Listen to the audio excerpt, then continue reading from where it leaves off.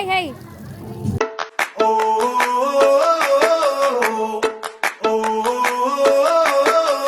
Tell me what it takes to get you feeling alive. Tell me how to show you it's a beautiful life. Bago nga pala ang birthday ni Hadrel, guys, pumunta muna kami dito sa birthday party ni Aidan.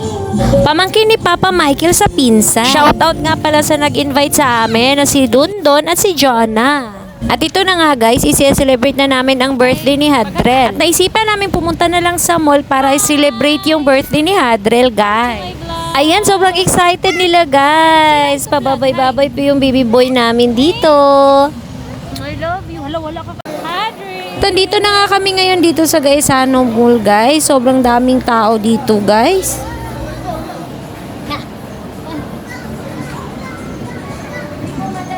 Wala nga.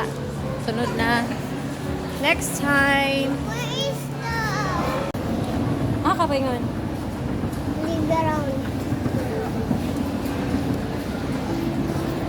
Paingon mi karon sa Amerika, guys. O na lang ako kauban.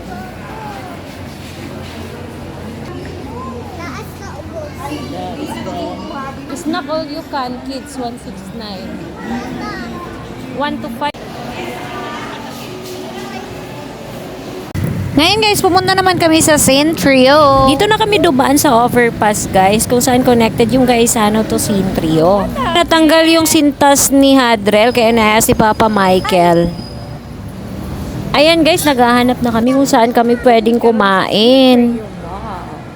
Mga unsa mi kay gigutom Dari lang sa amin sa Big D's. Mga Ayan guys, hindi ko natuloy na videohan kung saan kami kumain kasi nalobat na yung cellphone ko. Ayan guys, sobrang tuwa nga ni Hadrel nung nakita niya tong playground dito sa Centrio.